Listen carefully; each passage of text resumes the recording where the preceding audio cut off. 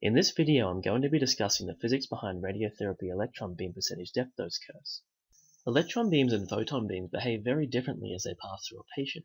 Because electrons are charged, they interact more or less continuously with the electrons and protons that make up matter as they travel. They usually lose energy bit by bit in hundreds of thousands of small interactions, whereas photons, which aren't charged, interact much less readily with matter.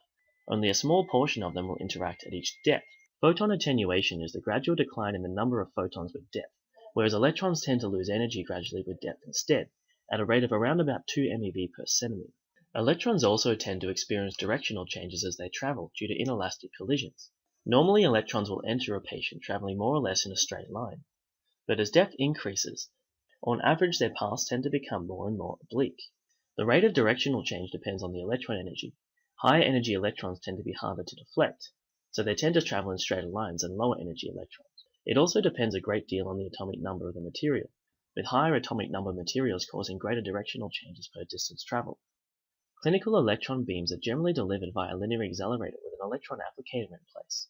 Electrons scatter fairly easily in air, so the electron applicator essentially funnels them towards the patient and prevents the beam from spreading out before it strikes. PDD curves are generally measured inside a scanning water phantom.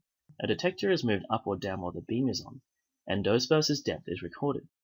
Let's look at the features of an electron beam PDD curve, using a 9 MeV beam as an example. Just like a photon beam, it has a buildup region, although the physics behind why we see this is very different. It also has a falloff region, which is much more rapid than we see in photon beams, which is why electron beams are useful for treating superficial targets. This allows us to deliver high doses to shallow depths, and very low doses to anything below this falloff region. After the falloff region, there's also a Bremsstrahlung tail, which is due to the presence of photon contamination within the beam. The surface dose of a 9 MeV beam is about 80%. The lower surface dose you'd expect to see in a clinical electron beam would be in the order of about 75%, so surface dose tends to be a lot higher in electron beams than in high-energy photon beams. The depth of maximum dose, which is often termed R100, is about 17 mm. The depth of 90% dose in the falloff region, which is called R90, is about 25 mm. In lower energy electron beams like 6 MeV and 9 MeV, there's also a 90% dose point in the buildup region. Higher energy beams might not have this since the surface dose tends to be higher, but electron beam doses are often prescribed to the 90% isodose region, so the area in between these two 90% dose points.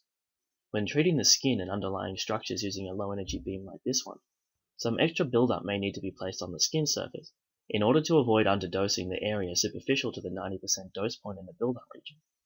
R80 is the depth of 80% dose in the falloff region, which for 9 MeV is about 31 mm.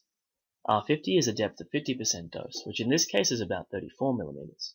R50 isn't as clinically relevant as R90 or R80, but it is very useful from a physics point of view, since it's a good indicator of the beam energy or quality.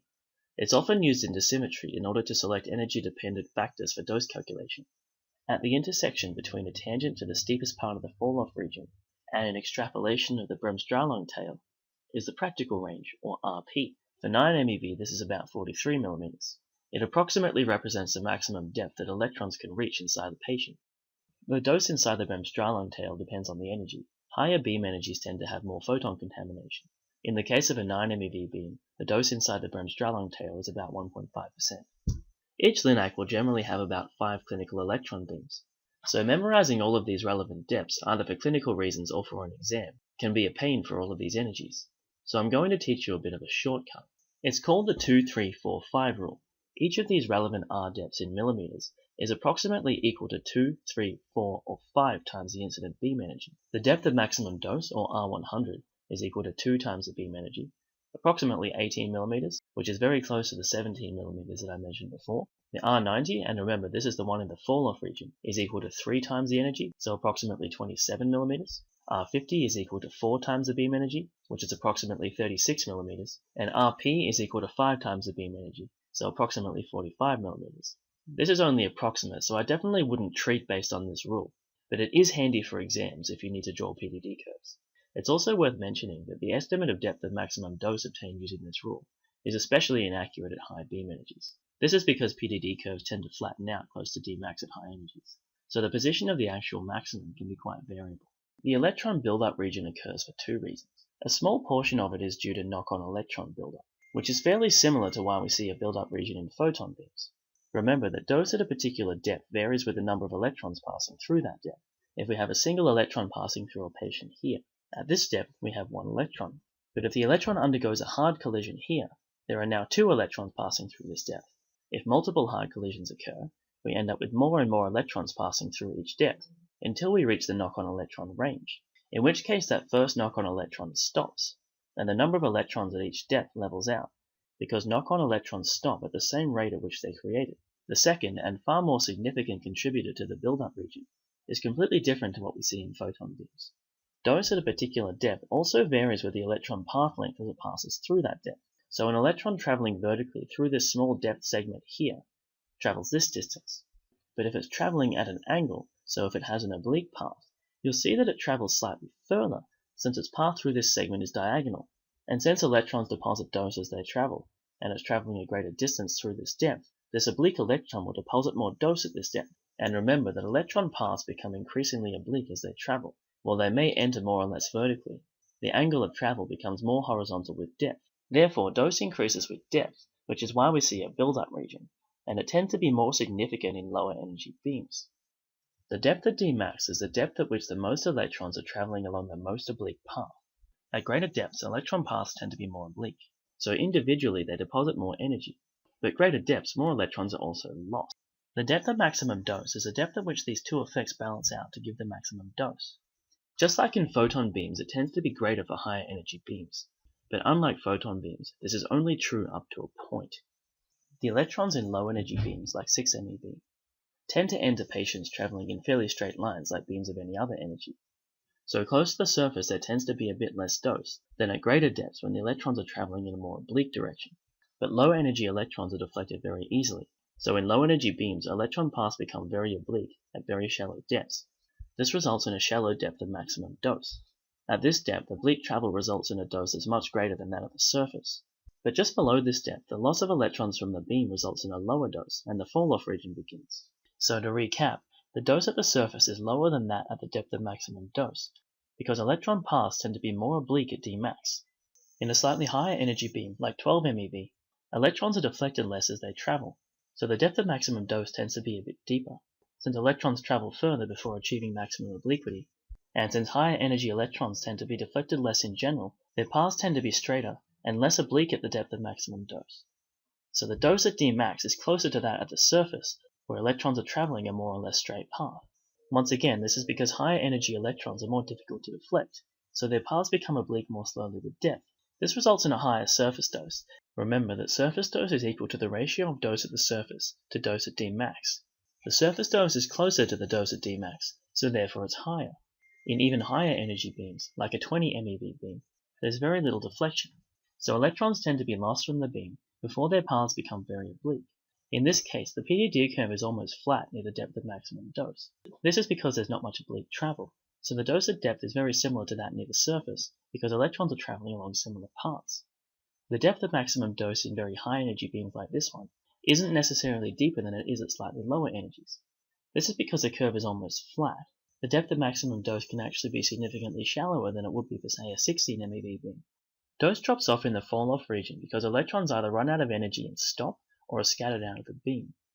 Close to the surface, electrons have a lot of energy and are moving in fairly straight lines, so there aren't too many lost. But as we get to greater depths, especially once electrons have been scattered significantly, more and more are lost with depth. These losses are often due to the fact that electrons don't travel in a straight line. So while an electron may travel, say, 6 centimeters in total, it may only reach 3 centimeters in depth. It can also be due to energy loss. Some electrons may lose energy more rapidly than others and travel shorter distances. We see dose build up in the build-up region because the increase in dose due to the increase in electron path obliquity is greater than the reduction in dose due to loss of electrons from the beam. But in the fall-off region, the effect of the loss of electrons on dose is greater than the influence of electron path obliquity. The Bremsstrahlung tail is due to the presence of photon contamination within the beam. It mostly occurs due to Bremsstrahlung interactions in the scattering form. The actual photon content varies with the beam energy. Higher beam energy results in more Bremsstrahlung interactions, and therefore more photons. So in low energy beams like 6 MeV, dose in the Bremsstrahlung tail is about 1% of the dose at Dmax, and in higher energy beams like 20 MeV, it's about 5%. Beam energy has a dramatic effect on the shape of electron PDD curves. As beam energy increases, Surface dose increases, for the reasons I described earlier. The depth of Dmax becomes deeper, except in very high energy beams around 20 MeV. R50 increases, as you'd expect since this value is used as a measure of the beam energy. The practical range increases, and the amount of photon contamination increases as well. Field size has an effect on photon beam dose distributions even at large field sizes, due to the fact that irradiating a larger area results in the production of more scattered photons, which can contribute to dose inside the field even at large distances away from their origin. In electron beams there aren't very many scattered photons, so unless field size becomes very small, it doesn't have very much of an effect on dose distributions. But on a small scale, in both photon and electron beams, each irradiated point contributes electron dose to each surrounding point within a short range. If the field size becomes very small, in electron beams this is approximately when the field edge becomes less than the practical range, so the energy divided by 2, or in photon beams when it becomes less than the lateral electron range, electronic equilibrium can be lost, and this can result in a significant reduction in dose in both photon and electron beams. In electron beams, if the field size is approximately equal to the practical range, electron scatter produced inside the beam within this range is able to reach the center of the beam, where we normally measure PDD curves. But if we reduce the size of the beam beneath this threshold, less scatter will be generated within the range that's able to reach our measurement point. This results in a lower dose.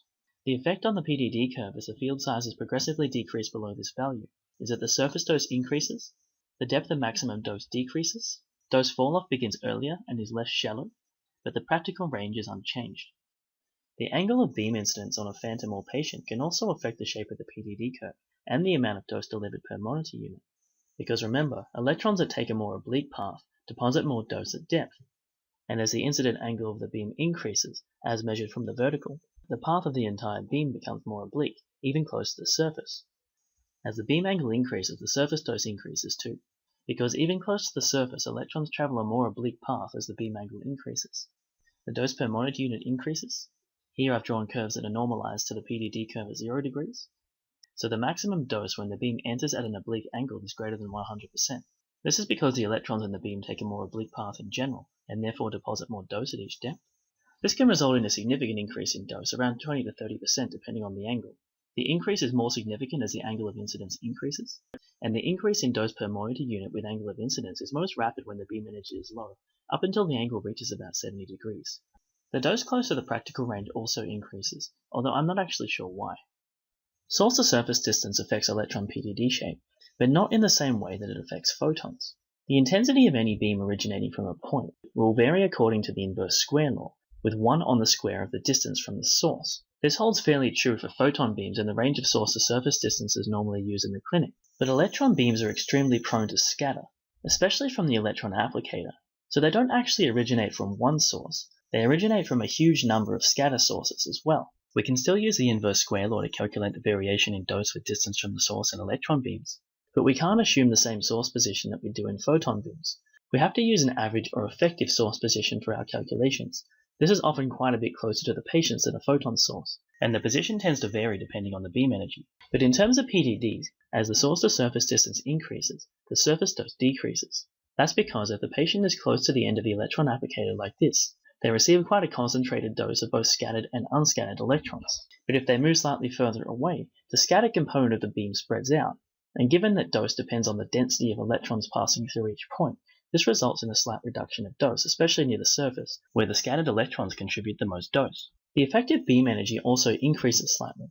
That's because this scattered component tends to be of lower energy, so normally it drags the beam energy down slightly, but when the patient moves further away from the applicator, once again the scattered component spreads out, so it contributes less to the PDD curve. So the unscattered component, which has a higher energy, is responsible for a greater portion of the dose. So comparing a PDD curve measured at 100 cm SSD with one measured at 110, the surface dose at extended SSD is lower, and the dose falls off more slowly, as if the beam has a slightly higher energy.